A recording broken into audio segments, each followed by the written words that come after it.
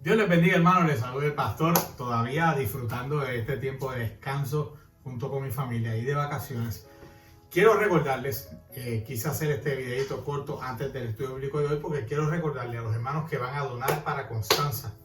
El domingo es el último día para traer sus donaciones. El miércoles que viene ya enviaremos todas las cajas a Constanza para que lleguen allá cuando estemos el grupo misionero en Constanza. Así que yo le invito a que usted desde ahora, si todavía no ha recogido lo que va a traer, ropa o efectos escolares, vaya haciéndolo y tráigalo el domingo a la iglesia, porque es el último día que vamos a recibir donaciones este domingo. A los hombres de la casa, les recuerdo que para este domingo también tienen que hacer el pago final del retiro de hombres, que va a ser el fin de semana de arriba. Así que queremos que todo el mundo desde ya vaya haciendo su pago y tenga todo listo para este retiro que va a ser poderoso para la gloria del Señor. En la noche de hoy, como usted sabe que estoy de vacaciones, pues quise repetir la introducción que dimos la semana pasada por varias razones. Número uno, solamente algunas personas pudieron ver el video, ¿ok? Así que quise repetirlo para que los que no lo vieron puedan verlo y saber de qué vamos a estar hablando. Recuerden que hemos comenzado una serie de estudios bíblicos acerca de la epístola del apóstol Santiago. Y pues quise hacer hoy, repetir esta introducción. Y mire, aunque usted lo vio ya, vuelva a verlo y tome nota. A lo mejor hay cosas que se le pasaron. Tome nota para que usted sepa de qué vamos a estar hablando las próximas semanas. Ya el jueves que viene comenzamos de lleno a estudiar la carta del apóstol Santiago, capítulo 1, los versos del 1 al 18. Okay, así que sigue orando por nosotros y nos veremos pronto. Ya el lunes regresamos a la iglesia a trabajar bien fuerte. Hay muchos proyectitos que tenemos para este mes y para el próximo, así que contamos con sus oraciones. Que Dios me los bendiga. No se vaya, quédese aquí para que vea la introducción a la carta del apóstol Santiago. Muchas bendiciones. Muy buenas noches, mis queridos hermanos. Dios me los bendiga. Qué bueno volver a reunirnos. Oye, tuvimos una semanita donde no nos reunimos, ¿verdad? Porque estuvimos envueltos en la escuela bíblica de verano. Y valió la pena, hermanos, porque tengo que decirle que esta escuela bíblica de verano fue todo un éxito. Fue un tiempo maravilloso. Los niños salieron bendecidos. Los padres, el sábado, la actividad con Remy. Y prácticamente terminamos con un día familiar allá atrás porque había comida, casa de brinco y la pasamos muy lindo. Ayer el culto, ¿verdad? El domingo, perdón. El culto estuvo maravilloso con José Vega trayéndonos la palabra. Y qué les digo, fue una semana preciosa, muy linda, donde nos gozamos de la presencia del Señor. Así que estamos, mire, más que contentos, más que agradecidos del Señor por todo lo que Él hizo con nuestros niños la semana pasada. Así que, y un aplauso bien grande, ¿verdad? Y mi reconocimiento a todos los maestros, líderes, ayudantes que estuvieron ahí dándolo todo para que nuestros niños recibieran la palabra y fueran bendecidos durante esa semana. Hoy comenzamos una serie de estudios bíblicos que va a estar basada en la carta del apóstol Santiago. Y esta carta la vamos a estudiar a profundidad, por eso no le puedo decir si van a ser 5, 6, 7 semanas. Simplemente nos vamos a meter en el texto y vamos a ir sin prisa, mirando el verso 1, verso 2, el 3 y viendo texto, verso por verso, todo lo que el Señor nos quiere decir a través de esta carta, que es muy importante para la iglesia, muy importante para la iglesia. Pero antes de seguir, déjenme parar un momentito y recordarles, si usted está en Facebook, dele compartir este servicio, deje su mensaje y dele like también, ¿ok? Dele like, compártalo y deje su mensaje en el chat, sus preguntas o comentarios que pueda tener acerca de lo que vamos a hablar hoy. Si está en YouTube, pues deje sus comentarios en el chat y recuerde suscribirse a nuestro canal y tocar la campanita, eso es súper importante, ¿ok? Así cada vez que subamos contenido, pues usted va a recibir la notificación. Si está en la plataforma, pues ya usted sabe, tiene el chat ahí, puede hablar con la persona que está como anfitrión en el día de hoy, que creo que es el hermano David Madrid, y además de eso, está la Biblia, así que si usted quiere ir, mientras está escuchando el estudio bíblico, quiere ir leyendo la carta de Santiago, pues la puede ir leyendo ahí. Y mire, está en inglés, está en español, hay un montón de versiones, o usted métase ahí y bregue, ¿ok? Así que si está en Facebook, ya sabe lo que tiene que hacer, en YouTube y en la plataforma también. Hoy realmente no vamos a entrar de lleno al texto, porque quiero dar una introducción a la carta. Que miremos la carta, ¿verdad? En su sentido general, como tal, a manera introductoria, para que cuando entremos entonces a los versos, pues ya vayamos con una idea de lo que esta carta es y significa. Antes de comenzar, pues vamos a orar y nos metemos ya a estudiar esta carta del apóstol Santiago. Padre, te damos gracias. Gracias por tu amor. Gracias porque eres maravilloso, porque eres bueno. Porque nada, Señor, se escapa de ti, y tú nos cuidas, y tú nos bendices, y tú nos proteges, y tú nos provees todo lo que necesitamos. En esta noche te pedimos que hables a nuestros corazones, a nuestras mentes, que hables a nuestra vida, para que podamos, Señor, ser más intencionales al momento de leer tu palabra, que tengamos hambre por tu palabra, que entendamos que ella es vida, que en ella, Señor, está la vida que eres tú, y que amemos, Señor, invertir tiempo en la escritura, en tu palabra, Señor, para de esa forma crecer espiritualmente y así conocerte mucho mejor también. Y que no solamente la leamos, sino que aprendamos, como vamos a ver en esta carta de Santiago, que aprendamos a vivir la palabra sobre todas las cosas. Te amamos, Señor, y te pedimos que nos hables en esta noche en el nombre de Jesús. Amén, amén y amén. Pues vamos a ir entrando a la carta. El autor de esta carta se identifica a sí mismo como Santiago, siervo de Dios y del Señor Jesucristo. Sabemos que es Santiago, el hermano de Jesús, que fue el líder de la iglesia de Jerusalén. Si usted no lo sabía, yo sé que en otras tradiciones, ¿verdad?, cristianas nos enseñan otras cosas, pero Jesús tuvo, ¿verdad?, más hermanos. Yo sé que en otra tradición dice que no eran hermanos, que realmente eran primos, y que a los primos se le llaman hermanos, pero los historiadores todos concuerdan en que Jesús sí tuvo hermanos y tuvo hermanas también. Estoy buscando aquí el texto donde lo dice. Me parece que está aquí. Dice Mateo 13, verso 55. Voy a leer desde el 53. Dice: aconteció que cuando terminó Jesús estas parábolas, se fue de allí y vino a su tierra y les enseñaba en la sinagoga de ellos, de tal manera que se maravillaban y decían: ¿de dónde saca esta sabiduría y estos milagros? ¿No es este el hijo del carpintero? ¿No se llama su madre María y sus hermanos Jacobo, que es Santiago, José, Simón y Judas? ¿No están todas sus hermanas con nosotros? Ve que Jesús tuvo hermanos y tuvo hermanas. Y ese Jacobo del que están hablando ahí, Jacobo es el mismo nombre para Santiago, ¿ok? Jacobo y Juan, por ejemplo, que son dos pescadores que Jesús llama. Sabemos que ese Jacobo y ese Juan, pues es Santiago y Juan. Jacobo es el mismo nombre para Santiago, ¿ok? Ahora vamos a profundizar un poquito en esto, porque otra vez la carta afirma haber sido escrita por Santiago, siervo de Dios y del Señor Jesucristo. La falta de elaboración pues apunta a un Santiago que es muy conocido, y es natural pensar primero en aquellos hombres con este nombre que se menciona en el Nuevo Testamento. Cuando uno mira la carta, pues Santiago. ¿Qué pasa? En el Nuevo Testamento hay por lo menos 4 Santiagos. Y vamos a ir depurando esto para que entonces podamos llegar a la conclusión de que fue Santiago el hermano de Jesús. Está Santiago, el hijo de Zebedeo, el Jacobo que les mencioné ahorita, que es hermano de Juan, que era uno de los 12, que era de los 3 discípulos que Jesús tenía más cerca: Jacobo, Juan y Pedro. Cuando Jesús va a entrar a casa de Jairo, entra con Jacobo, con Juan y con Pedro. En el monte de la transfiguración están allí Jacobo, Juan y Pedro, que es Santiago también, ¿ok? No se olvide de eso. Antes de Jesús ir a morir, cuando está en Getsemaní orando, dejó a 9 en una esquina y se trajo a Santiago, a Juan y a Pedro junto con él. Así que tenemos ese primer Santiago. Está el segundo, que es Santiago, el hijo de Zebedeo, que es hermano de Juan, ¿verdad? Santiago, hijo de Alfeo. El primero que le comenté es el hijo de Zebedeo, que es el hermano de Juan, que era uno de los 12. El segundo es Santiago, hijo de Alfeo, que también es uno de los 12, ¿ok? Que se le llama también, en Marcos 15 lo llaman Santiago el menor. Luego está el tercero, que es Santiago, el padre de Judas. Y está Santiago, el hermano del Señor, como lo dice Pablo en Gálatas 1:19, que desempeñaba un papel bien destacado y bien importante en la iglesia primitiva en Jerusalén. De esos 4, el último es, pero por mucho, el candidato más obvio para la autoría de esta carta. ¿Por qué?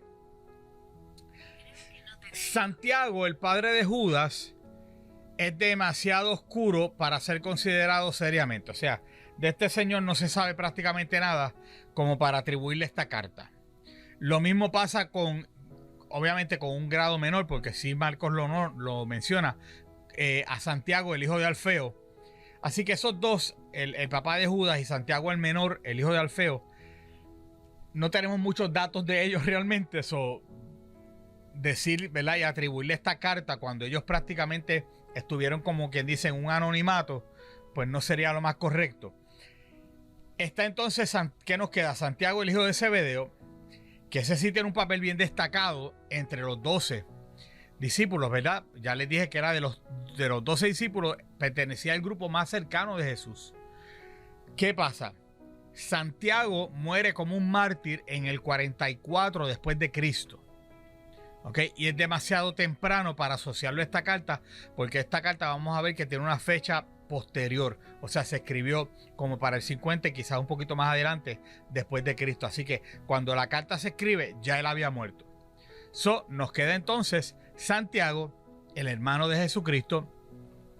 De hecho, Eusebio, que es uno de los historiadores, ¿verdad?, afirma que la carta se atribuye a Santiago, el hermano de Jesús, aunque hubo gente, ¿verdad?, algunos disidentes que decían, no puede ser, tiene que ser otro Santiago, pero de los 4 que tenemos en la escritura, ya vimos que hay 2 que prácticamente vivieron el anonimato y que no nos da ningún tipo de detalle como para decir, pues fue uno de ellos 2 los que escribió esta carta, sino que fueron gente bien silente de quien no se supo mucho.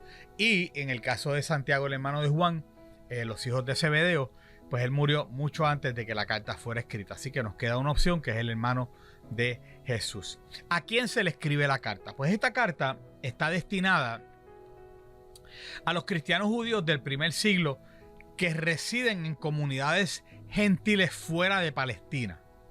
Son cristianos judíos que se convierten y tienen que salir de Jerusalén y vivir en otros lugares, en las ciudades, ¿verdad?, gentiles que estaban por allí. Y Santiago ha sido incluido entre las llamadas epístolas generales porque él no se dirige, esto lo vamos a ver con más detalle ahorita, a una iglesia en específica, como es el caso de las cartas de Pablo, ¿verdad?, que están dirigidas a Colosas, a Efesios, a los colosenses, a los filipenses, a Roma. No, en este caso es una carta que está dirigida no a una iglesia en específico, sino a la iglesia en general. Sin embargo, es casi seguro que la carta, aunque está dirigida, ¿verdad?, a toda la iglesia en general, está dirigida a un público específico. Él lo dice y lo vamos a ver más adelante. Varias características de esta carta dejan en claro que los destinatarios eran cristianos judíos. Vamos a mirarlo. 1. La forma natural en que se menciona la ley del Antiguo Testamento. Si tú le estás escribiendo esta carta a gente que no tiene sentido, voy a parafrasearlo, no tiene sentido que tú escribas esta carta mencionando la ley del Antiguo Testamento a gente que no conoce esa ley. Porque entonces se van a quedar como que, ¿y de qué está hablando la carta esta ahí? Así que eso es uno de los puntos que podemos utilizar para poder decir que la carta estaba destinada a cristianos judíos, porque eran los que conocían la ley del Antiguo Testamento. La referencia a su lugar de reunión como una sinagoga, eso es típico de un cristiano, de un judío, ¿verdad? El uso generalizado de metáforas judías y del Antiguo Testamento. Todas estas cosas nos hacen entender que la carta fue destinada a cristianos judíos. Hay pasajes como Santiago capítulo 5 del 1 al 6 que sugieren que la mayoría de los lectores son pobres, aunque se puede argumentar, ¿verdad?, en capítulo 1, capítulo 2 y 4 de la presencia de algunos cristianos más ricos entre los lectores. Santiago le escribe esta carta a cristianos judíos que habían sido esparcidos por todo el mundo del Mediterráneo a causa de la persecución. Y ya estos son cositas que tenemos que ir mirando para cuando leamos la carta poder entenderla bien.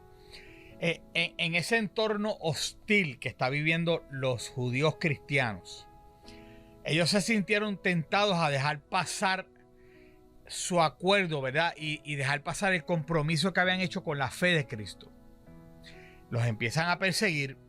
Aparte de eso, a ser judíos y convertirse al cristianismo, sus familias los rechazan, si tenían trabajo los pierden. O sea, esta gente está pasando momentos muy difíciles y están a punto de tirar la toalla y decir, pues no voy más, aquí se acabó esto. Y esta carta puede tener un rico significado también para nosotros, ¿verdad? Ya que se nos recuerda que la fe genuina es la que transforma la vida. Y en esta carta se nos anima a poner nuestra fe en acción. En esta carta se nos anima a mantenernos, ¿verdad?, agarrados del Señor. Y es importante porque la carta habla que tenemos que tener fe. ¿Ok? Y que esa fe va a producir acciones de amor hacia los demás. Va a producir unas obras en nosotros. Así que está dirigida, cuando Santiago pone en la carta, ¿verdad?, como hacemos todos nosotros cuando escribimos una carta, querido tal persona, pues él está diciendo que esta carta está dirigida a las 12 tribus que están en la diáspora, o sea, que están fuera de Jerusalén. Y esto no significa ni el conjunto de la dispersión judía, ni el conjunto de la iglesia cristiana vista como el Israel espiritual.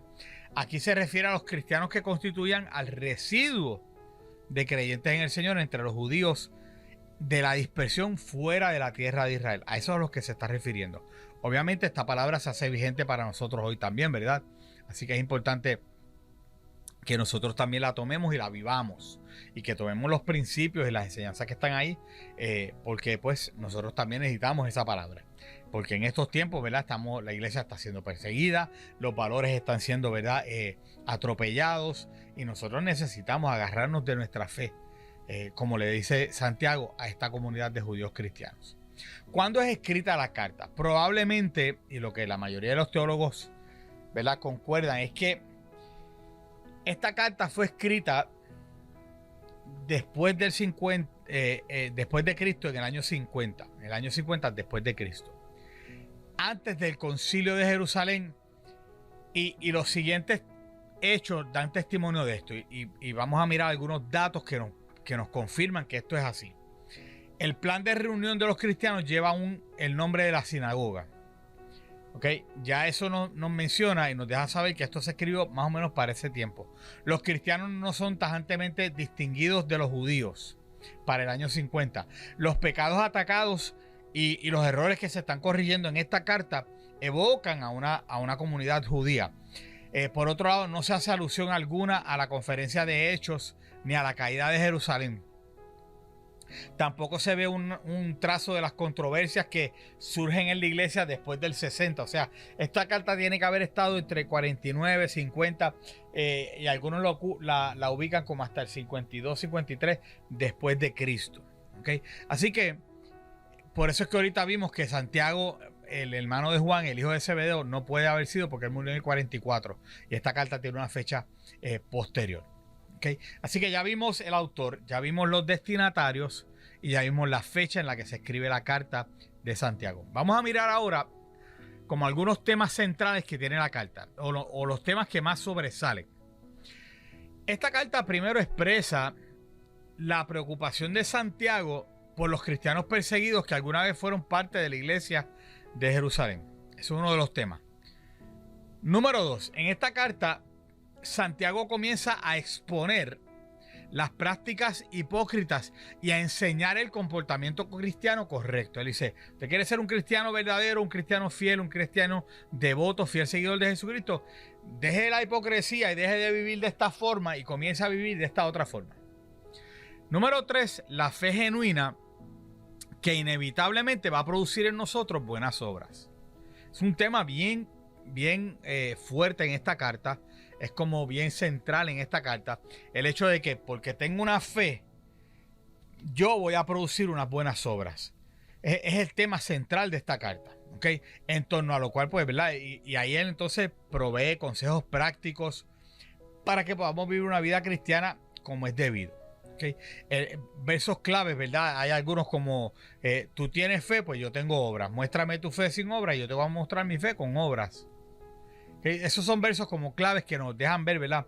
El tema central de lo que el apóstol Santiago quiere hablar con estos cristianos judíos. Vamos entonces quisiera hoy darles esta idea general de lo que es la carta. Nosotros escuchamos mucho por ahí palabras como milagroso, revolucionario, el mejor de todos.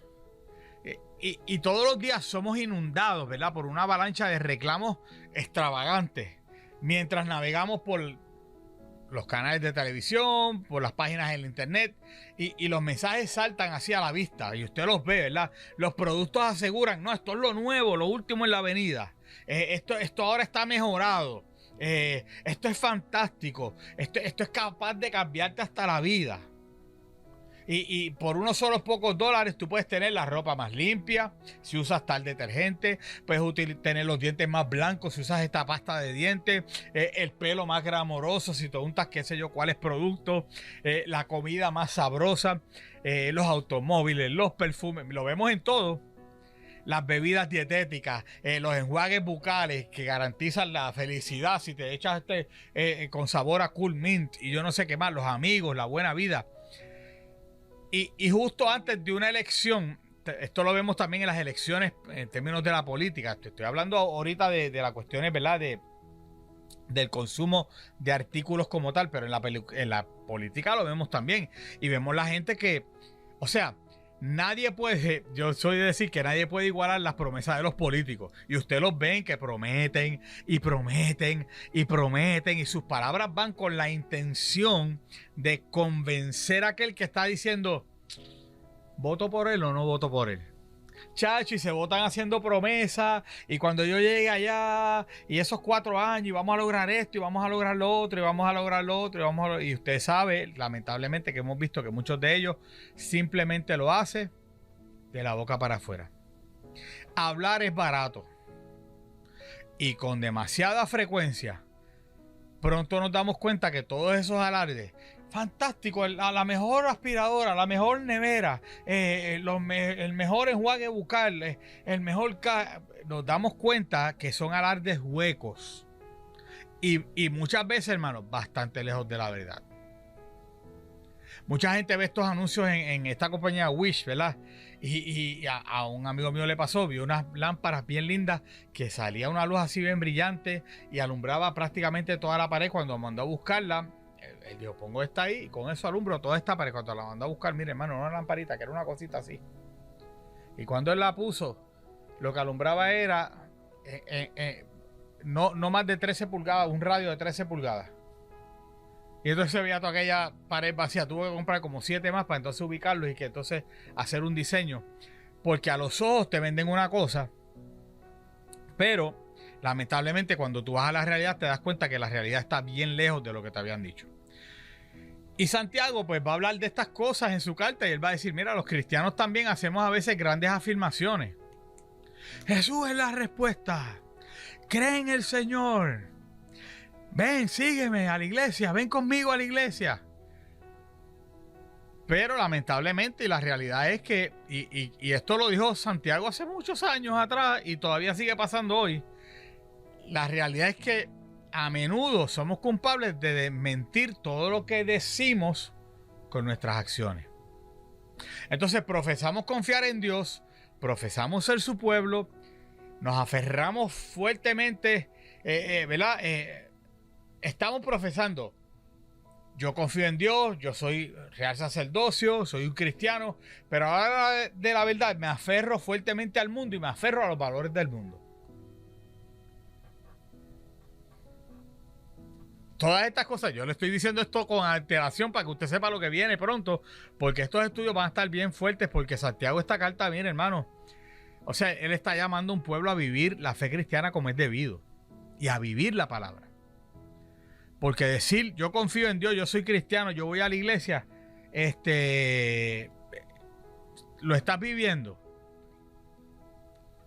Se te nota, como decía Remy, ¿verdad? El domingo cuando predicó con nosotros, que un niño una vez le dijo, chacho, Remy, no me lo digas más y vívelo. ¿Ok?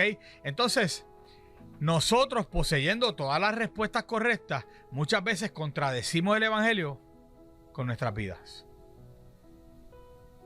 Y aquí Santiago, con un estilo enérgico, con palabras nítidas, con palabras bien escogidas, se enfrenta a este conflicto y se enfrenta a este conflicto de frente y le dice a la iglesia, usted tiene que parar esto. Usted no puede seguir viviendo su vida cristiana de esta manera. O sea, no basta con hablar de fe cristiana, dice Santiago, ustedes tienen que vivirlo. Él dice, ¿de qué sirve, hermanos míos, si un hombre dice tener fe y no tiene obras? ¿Puede esa fe salvarle? No, la prueba de la realidad de nuestra fe es nuestra vida cambiada. Lo que le mostramos al mundo. Porque entonces si yo digo que soy cristiano, que conozco a Cristo, que vengo a la iglesia, que sirvo al Señor, pero delante de mi familia, delante de mis amigos y en mi comunidad, yo me sigo comportando de la misma forma que me comportaba antes de venir a Cristo. Me sigo tomando las mismas cosas que me tomaba antes de venir a Cristo y me doy mi emborrachadita de vez en cuando, y me doy el palito y fumo y maldigo y hablo malo y le grito a mi mujer. Y entonces, ¿qué cambio hubo ahí? ¿Qué efecto tuvo esa fe en ti? Eso es lo que Santiago nos va a decir en su carta. ¿Okay? Yo hice un bosquejo bien general de la carta y lo dividí en 3 partes. Primero, él nos va a hablar de lo que es la religión genuina. O de la religión genuina. Número 2, nos va a hablar de la fe genuina. Y número 3, nos va a hablar de la sabiduría genuina. Esas son las 3 cosas que nos va a hablar. Religión genuina, fe genuina y sabiduría genuina. ¿Okay? Esta epístola, otra vez, se propone corregir de sus pecados y del error a los cristianos procedentes del judaísmo. Y no solo eso, sino que aquí Santiago quiere alentarlos para que puedan soportar valientemente todas las pruebas que los estaban amenazando. Y entonces, inmediatamente después de mencionar a quién le está enviando la carta y después de dar los saludos, Santiago viene y consuela a sus lectores, ¿verdad? Que están expuestos a la adversidad, y les dice: ustedes tienen que mantenerse en forma, tienen que mantenerse con firmeza. Y les muestra de dónde proviene la tentación a apostatar. Santiago comienza su carta destacando algunas características generales de lo que es la vida cristiana. Él arranca, saludó aquí Santiago, y esta carta va dirigida a este. Vamos al tema. Esta es la que hay. Y empieza a exhortar a los cristianos y a decirle: ustedes tienen que actuar con justicia en la sociedad. Y ustedes tienen que vivir una vida cristiana con estas características. Él pone en guardia a los cristianos y le dice: ustedes no pueden ser superficiales. La superficialidad tienen que echarle a un lado. Eso de mucho hablar, eso es superficialidad. No, muchachos, yo soy esto, yo hago esto otro, tus acciones. Y él explica a los hermanos en qué consiste la fe genuina. Él explica a los hermanos qué frutos tienen que dar con respecto a cuando habla de la acepción de personas, que era un pecado muy extendido. Y él expone y manifiesta cómo se debe vivir la vida y la verdadera fe, que está muerta en sí mismo si no hay un fruto, si no hay obras. Y reprende, que esta carta es fuertísima, él reprende la presunción de los que, careciendo de cualidades para ello, asumen un ministerio de enseñanza religiosa. Dice: aún viviendo la vida como la viven, al garete, todo es una pantalla, un bla bla bla, quieren ser ministros y enseñar. Y aquí él habla de los celos, y él reprende a los envidiosos, reprende a los que tienen un espíritu mezquino, los que son, miren hermano, tacaños así, y arroja un baldón sobre la confianza puesta en el dinero. O sea, él cierra esta carta hablando de que no podemos poner nuestra riqueza, nuestra confianza en las riquezas, ¿verdad? En el dinero. Y va llevando consejos prácticos con un discurso teológico sobre lo que es la fe y la acción. Lo que yo digo tiene que ser congruente, tiene que ir de la mano con lo que yo hago. Entonces, él habla de controlar la lengua. Lo que se habla en el capítulo 3, versos 13 al 18, él distingue también lo que es la sabiduría terrenal y la sabiduría celestial. O sea, esta carta está llena de muchos temas muy lindos y muy prácticos para nosotros poder vivir la vida cristiana que Dios desea que vivamos. Luego él anima, ¿verdad?, a sus lectores y le dice: aléjense de los malos deseos, obedezcan a Dios. Él reprende a los que confían en sus propios planes. Él reprende a los que confían en sus posesiones. Ya, yo tengo una casa ahí brutal, 7 cuartos, 3 baños, piscina, sala de juego, plasma de 75. Y él dice: hay que cuidarse de eso. Finalmente, él exhorta a sus lectores a ser pacientes unos con otros, a que seamos francos en las promesas. Usted dijo que sí, que eso sí sea así. A orar unos por otros, a ayudarnos unos a otros a permanecer fieles en el Señor. Todo eso lo habla aquí en su carta Santiago, y él termina con unas exhortaciones, hermanos, a la paciencia en medio de las pruebas. Parece que en aquel tiempo, como pasa hoy en día, los cristianos venían a la prueba y ¡ah! ¿Qué voy a hacer? Y se volvían como histéricos así. Y él dice, tengan paciencia, tranquilos, cójanlo suave. A la oración. ¿Sabe? Que es un recurso suficiente para cualquier circunstancia. Usted tiene un problema, ore. Está en medio de una crisis, ore. No sabe qué hacer, ore. Tiene que tomar una decisión, ore. Tiene un dolor en su cuerpo, ore. Está aturdido mentalmente, ore. Eso es lo que está diciendo él ahí. Entonces, al final él expresa, ¿verdad? A mí me gusta porque la carta termina él expresando el gozo del cristiano que lleva a la fe al pecador extraviado. Cuando yo empiezo a reflejar y a mostrar mis obras y a mostrar el gozo de Cristo que está en mí, eso va a traer al que no conoce a Cristo, al pecador extraviado, lo va a traer al conocimiento de Jesús. Entonces, yo veo esta carta, o yo la podría catalogar o considerarla como un libro de instrucciones sobre la vida cristiana. ¿Usted quiere saber cómo vivir la vida cristiana? Esta es la carta perfecta. Enfrentamientos, desafíos, un llamado al compromiso. Eso es lo que hay en esas páginas ahí que vamos a estar viendo las próximas semanas. ¿Ok? Así que usted métase conmigo en esta palabra, vaya leyéndolo desde ya y sobre todo conviértase en un hacedor de la palabra. Esta carta, que tiene un lenguaje y una redacción bien que se destaca de las demás, ¿verdad? Tiene, y esto, ¿verdad? Lo traen muchos teólogos. Tiene un griego excelente. El estilo es un estilo como exaltado, bien pintoresco, ¿verdad? Se asemeja a los profetas hebreos cuando hablaban. Y tiene también imágenes sacadas de la naturaleza, ¿verdad? Como hacía. De hecho, yo creo que esta tiene más imágenes sacadas de la naturaleza que las cartas de Pablo, que todas las cartas de Pablo juntas. Comparaciones, ¿verdad? Que recuerdan los discursos de Jesús en los evangelios, cuando hacía las parábolas y decía el reino de los cielos como tal cosa. Pues aquí vamos a ver que hay comparaciones también en esta carta. Hay pasajes que son análogos a pasajes, ¿verdad? De los evangelios. Y abunda un paralelismo, como que van corriendo juntitos ahí el evangelio junto con el pensamiento de Santiago. Hay frases que van, mire ahí, bien parejas. El tono de esta carta, el objeto didáctico de esta obra, nos permiten situarla tempranamente y es patente, ¿verdad? Que sus destinatarios acababan de abrazar el cristianismo. Esta gente acaba de abrazar el cristianismo y está pasando por, como hablamos ahorita, el rechazo de la familia, perder su trabajo, tener que salir de la comunidad donde vivía, irse a un lugar donde no los quieren tampoco. O sea, ellos llegan a una comunidad gentil porque allá no me quieren, entonces llego a este lugar y aquí, como yo soy judío, ellos son gentiles, tampoco me quieren. Toda esa persecución la está viviendo esta gente.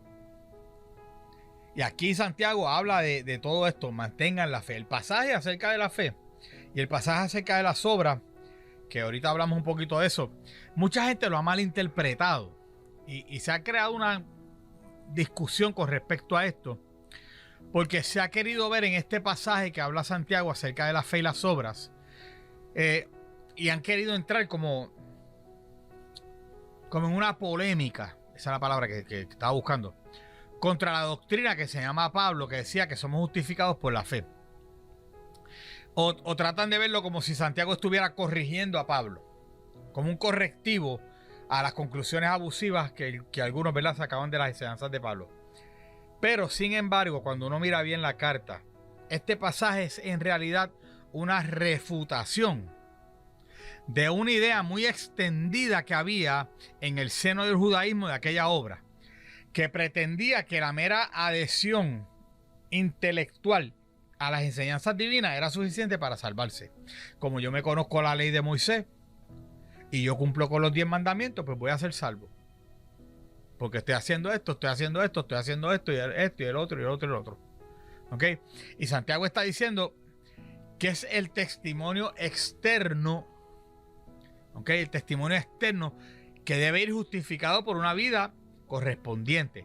Una profesión de fe sin unas obras que sean frutos de esta fe está carente de fundamento. Otra vez, usted puede decir que usted pertenece a esta iglesia, que usted es cristiano, que usted viene los domingos, que usted lee la Biblia, pero si cuando usted va a actuar, cuando usted está en su trabajo, está con su familia, cuando usted está en su comunidad, donde quiera que usted se mueve, lo que usted está reflejando con sus acciones es contrario a lo otro. Entonces esa fe, como que es una fe que carece de fundamento. De ahí es que él dice, la fe, si no tiene obras, está muerta en sí misma. En otras palabras, la pretensión de tener fe sin unos frutos en la vida que lo pongan en evidencia es una pretensión totalmente vacía. Son palabras huecas. Y con esto, pues Santiago, cuando usted lo mira bien, Santiago está concordando con Pablo. Los dos están de acuerdo. Pablo afirmaba enérgicamente que la salvación es por fe, sin méritos de obra, pero que al igual de enérgicamente afirmaba también Pablo que el creyente tiene que evidenciar de una manera externa su fe salvadora. La transformación del espíritu. Eso tiene que ir acorde con la salvación recibida. Así que realmente ni Pablo y Santiago no están peleando. ¿Ok? Los dos hablan de lo mismo. Santiago no afirma que las obras sean necesarias. Y ahí es donde está el error de mucha gente que creen que él está afirmando que para salvarte necesitas hacer las obras. No. Él no está afirmando que las obras sean necesarias para la salvación. ¿Ok? Lo que él afirma es que la fe que nos salva llega a su madurez y a su plenitud con esos frutos que, como les digo, que adornan, que hacen patente esa existencia de esa fe en nosotros. Y eso sale para afuera. Ese gozo, esa paz, esas bendiciones que recibimos del Señor, esa paciencia, todo eso sale para afuera. Y la gente lo ve. Y eso sirve para que el que no conoce a Cristo anhele y desee tener eso que nosotros tenemos. Y ahí estás viviendo tu fe. No solo la estás hablando, no solo estás diciendo. ¿Ok? Así que él habla de la importancia de, ¿verdad?, de esos frutos externos, que de hecho esos frutos van perfeccionando la fe. Le dan su plenitud. Y es la fuente de las buenas obras, que es la nueva naturaleza de un creyente que es salvado. Así que las buenas obras son el resultado necesario de la salvación. Eso es lo que Santiago está diciendo. No su medio. Y justifican al creyente dando testimonio de su fe al mundo, adornando su testimonio y dando plenitud a su fe. Así que esta carta, ¿verdad? Ya vimos básicamente es el tema central, pero en esta carta también se refleja el ambiente palestino. Santiago, como autor, alimentado con las enseñanzas evangélicas y con las palabras del Señor Jesucristo, nos ha dejado aquí un documento de origen netamente cristiano. ¿Ok? Donde están y son evidentes las analogías literarias, se hacen patentes la fuerte personalidad, las firmes convicciones del autor por su menosprecio de una profesión de fe no seguida, de una vida honesta. Él está diciendo, ok, ustedes dicen que tienen una fe, pero ustedes no son honestos, ustedes son hipócritas por lo que están haciendo, sus opiniones precisas sobre el peligro del mal uso de la lengua. O sea, aquí Santiago nos está dando una carta tan hermosa, tan rica en tantos principios para vivir una vida cristiana como Dios desea, que yo veo esta carta y de verdad no tiene igual. No tiene igual. Él habla de la desconfianza hacia los ricos egoístas. Él habla de la profunda simpatía que tiene con los pobres. El sufrir gozosamente por Cristo. La fe, la oración, la esperanza en la venida del Señor. Todo eso lo habla Santiago ahí, hermano. Y es hermoso. De hecho, quiero destacar hoy algunas declaraciones de Santiago que creo que merecen ser destacadas. Santiago dice, el hombre de doble ánimo es inconstante en todos sus caminos. Santiago dice, la ira del hombre no obra la justicia de Dios. Santiago nos va a decir, la amistad con el mundo es enemistad contra Dios. Santiago nos va a decir, resistid al diablo y huirá de vosotros. Santiago también nos va a decir, la oración eficaz del justo puede mucho.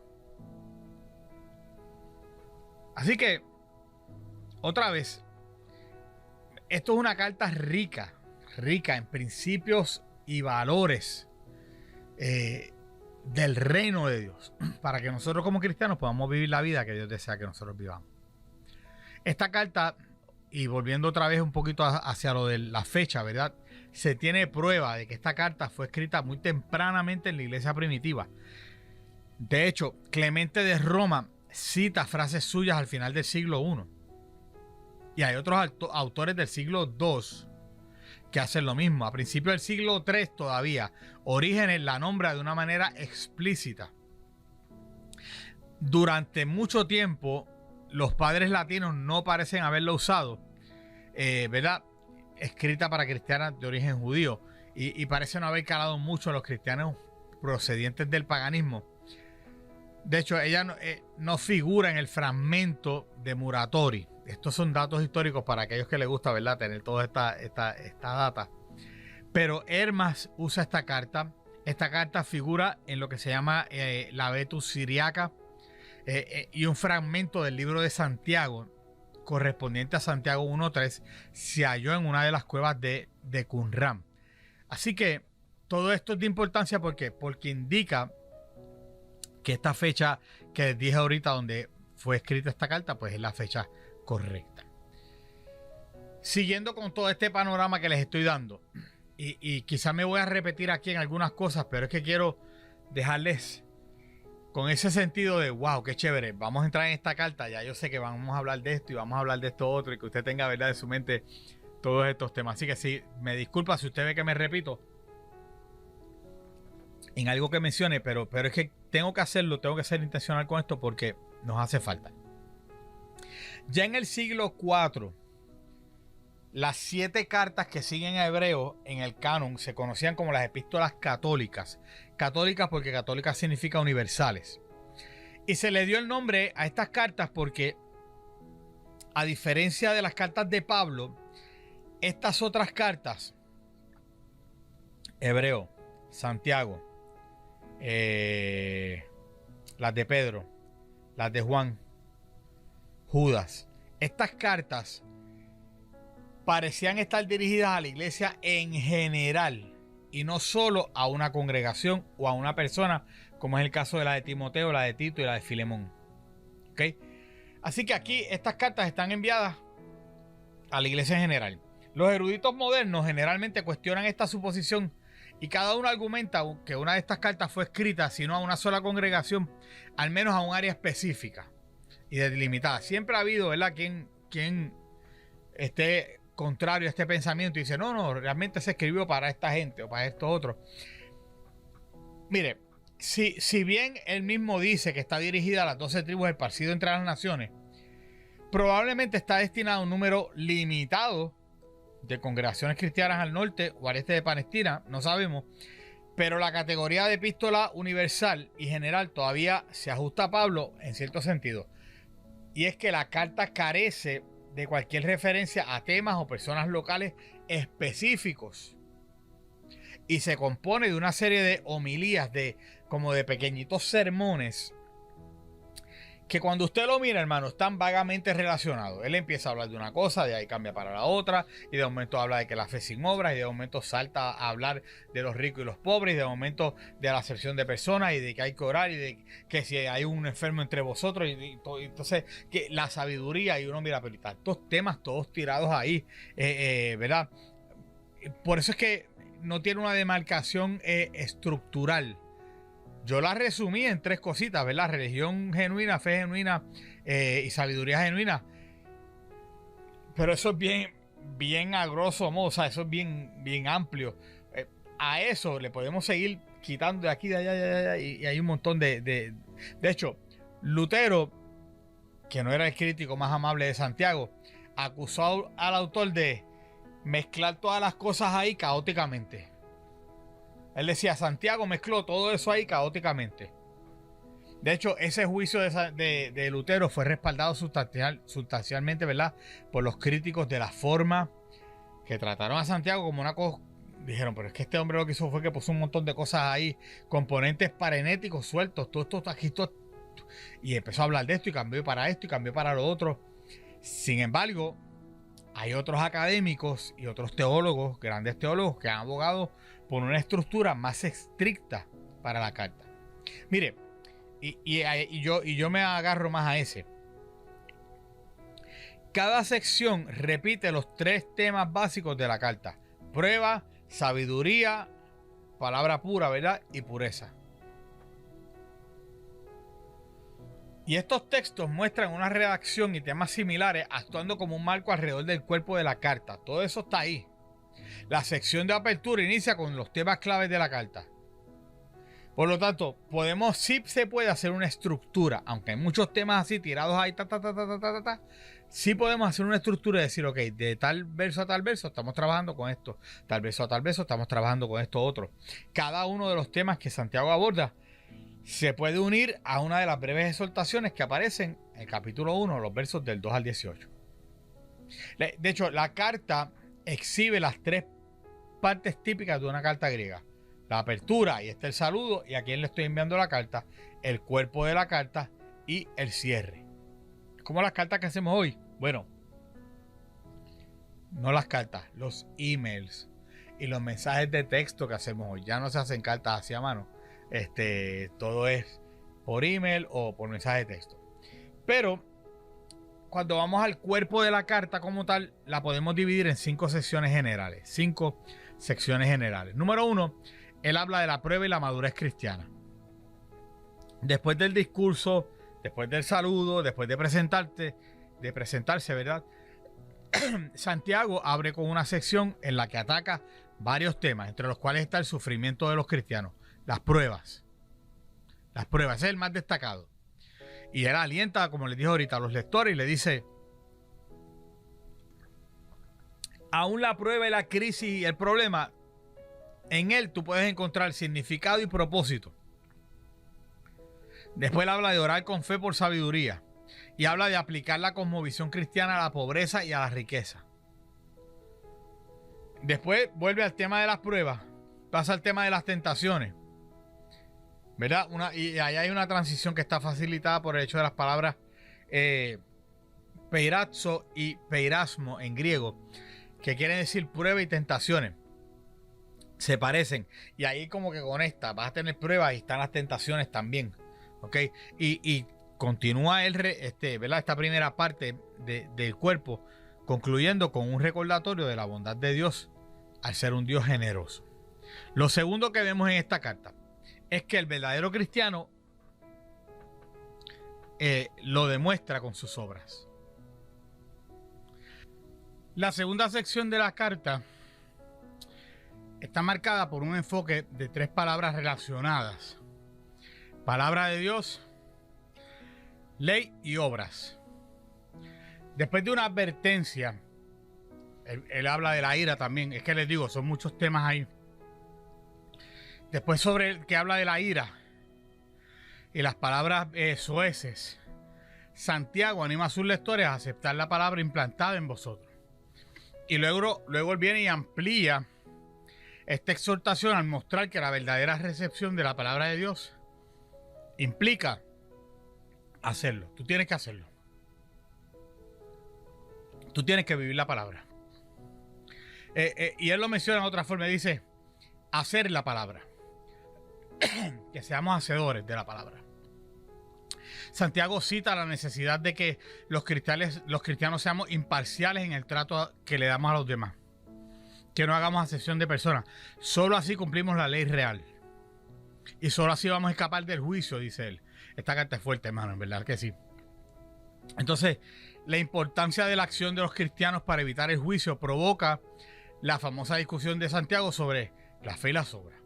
Es parte de lo mismo cuando usted lo mira, porque lo que está diciendo es: tú tienes una fe, pues mira, vívela. Sé hacedor de la palabra. Muéstralo con hechos. ¿Cómo? No hagas acepción de personas.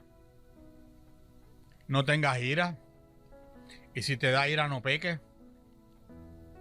Que no salgan de tu palabra, de tu boca esas palabras soeces. Él insiste en que la verdadera fe siempre está marcada por la obediencia y que solo esa evidencia de fe en las obras traerá la salvación. Lo tercero que él nos habla en el cuerpo de la carta como tal es sobre las disensiones dentro de la comunidad. No hay interrupciones obvias que distingan esta tercera sección, Pero podemos ver las advertencias de Santiago sobre el lenguaje impropio como indicativo de un incluso en el que Santiago se enfoca generalmente en el problema de las disensiones entre los cristianos y que su raíz está en la envidia. O sea, él viene a hablar de las disensiones, los problemas entre los hermanos en la fe, que muchas veces está basado y la raíz está en la envidia. Y volviendo a un tema que él había mencionado antes, Santiago empieza ahora a usar también una serie de imágenes vívidas y memorables para advertirle a los cristianos sobre el poder y el peligro de la lengua. Ve cómo él va conectando cada tema. Son muchos temas, todos tirados ahí, pero tampoco están a lo loco. Él va llevando, ¿verdad?, como un hilo. Y él dice, ok, ahora vamos a hablar, ya les dije, no tengan envidia y trátense bien entre ustedes. Y entre esas cosas que tienen que hacer, cuiden esa lengüita. Cuiden esa lengua. De ahí entonces empieza a hablar de las disensiones de frente, rastreando tal inquietud externa hasta el tipo equivocado de sabiduría y los deseos frustrados. Cuando uno mira el capítulo 4, aquí él está enviando una severa advertencia sobre un tipo de cristianismo comprometedor. Y él convoca a los lectores al arrepentimiento. Que tienen que arrepentirse. Y la sesión termina con una exhortación final sobre el habla. ¿Qué estás diciendo y cómo lo estás diciendo? ¿Qué más vemos? Número 4, dijimos que eran 5. 4. Hay unas implicaciones sobre la cosmovisión cristiana.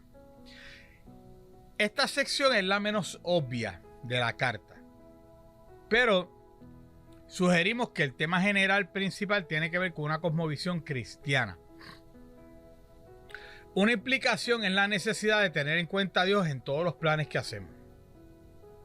Otro es el reconocimiento de que Dios va a juzgar a los malvados ricos y va a recompensar a los justos en el momento del regreso del Señor. Y en el quinto, ¿verdad? Son cinco cosas que están hablándose ahí en el cuerpo de esta carta. En la número 5, él hace las exhortaciones finales.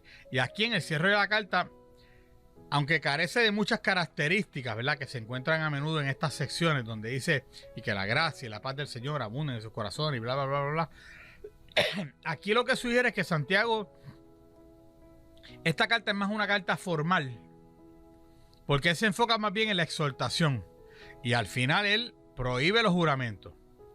Invita a la gente a orar, especialmente por la sanidad física. Llama a los creyentes a cuidar su salud espiritual y la salud espiritual de los demás. Entonces ya ahí vemos cómo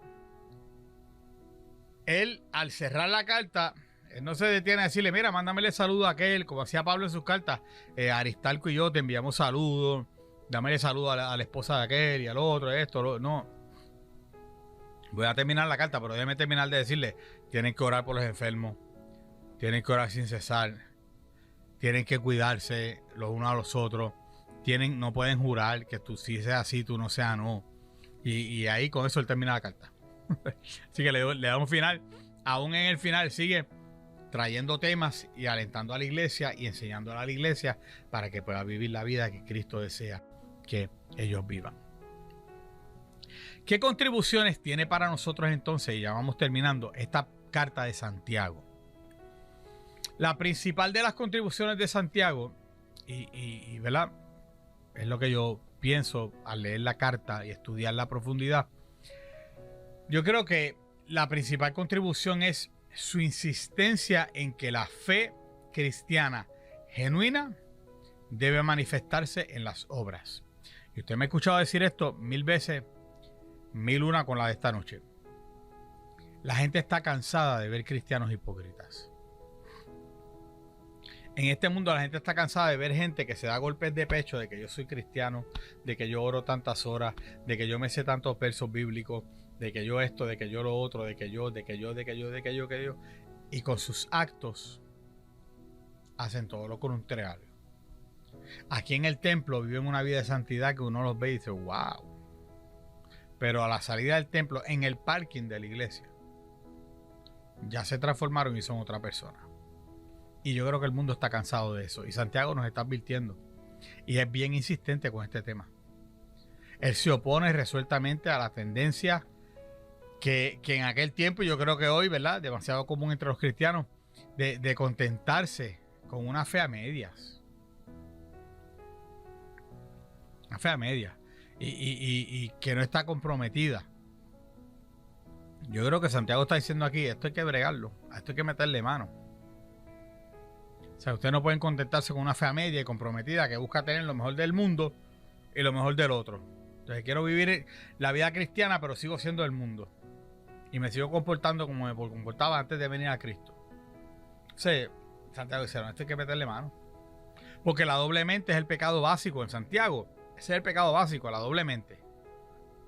Y él insiste en que los cristianos se arrepientan y retomen el camino hacia el carácter íntegro y perfecto que Dios desea. La fuerza misma de las afirmaciones de Santiago sobre este punto plantea interrogantes sobre el punto de vista teológico de la carta. Particularmente cuando Santiago persigue su punto hasta el punto de vincular la justificación a las obras. Porque en este punto, como hablamos ahorita, él parece que quería, que de alguna forma, ¿verdad?, estaba criticando o contradiciendo a Pablo, aunque nos dimos cuenta de que no.